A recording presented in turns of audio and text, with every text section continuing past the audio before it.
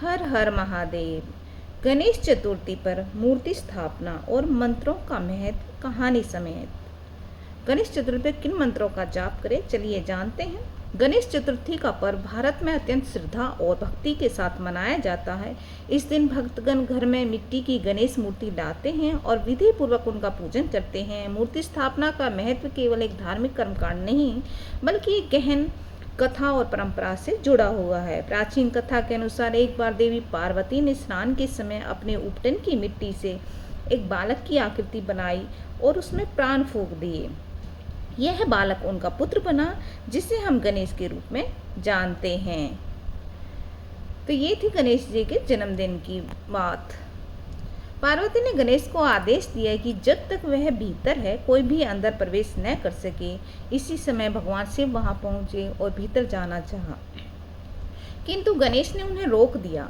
शिव और गणेश में युद्ध हुआ और क्रोध में आकर शिव ने गणेश का सिर काट दिया। जब माता पार्वती ने यह देखा तो वे अत्यंत दुखी और क्रोधित हुई, यहाँ तक कि उन्होंने पूरे ब्रह्मांड को संकट में डालने की प्रतिज्ञा कर दी। तभी सब देवताओं के हस्तक्षेप शिव जी ने गणेश के शरीर में उत्तर दिशा में मिले पहले प्राणी हाथी के शिशु का सिर लगाकर उन्हें पुनर्जीवित किया। इस प्रकार गणेश का नाम जन्म गजानन रूप में हुआ। शिव जी ने उन्हें वरदान दिया कि किसी भी पूजा या मंगल कार्य में सबसे पहले गणेश की आराधना की जाएगी। तभी से मूर्ति स्थापना और पूजन की परंपरा आरंभ हुई, यानी कि तभी से गणेश जी का सकट चतुर्थी मनाई जाती है। गणेश चतुर्थी पर जब भक्त मूर्ति घर लाते हैं तो सबसे पहले गणपति का आह्वान किया जाता है।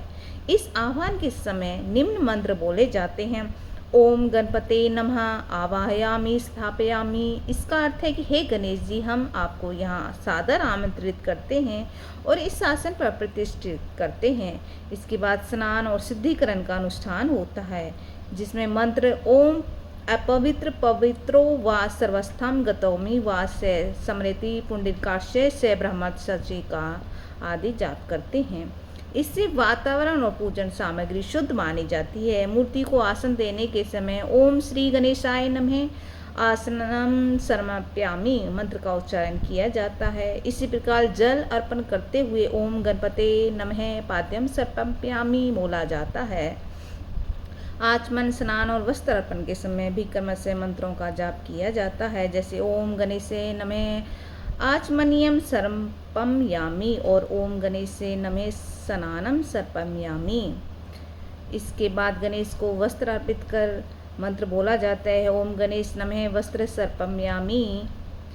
चंदन और रोली का तिलक करते हुए ओम गणेशे नमः गंधम सर्पयामि उच्चारित किया जाता है। पुष्प अर्पण के समय ओम गणेशे नमः पुष्पम सर्पयामि कहा जाता है। नैवेद्य के रूप में मोदक विशेष रूप से गणेश जी को अर्पित किए जाते हैं और नैवेद्य के मोदक रूप भेंट करते समय इस मंत्र का जाप किया जाता है, क्योंकि गणेश जी को मोदक अत्यंत प्रिय है। उस समय मंत्र होता है ओम गणेशाय नमः नैवेद्य सर्पयामि।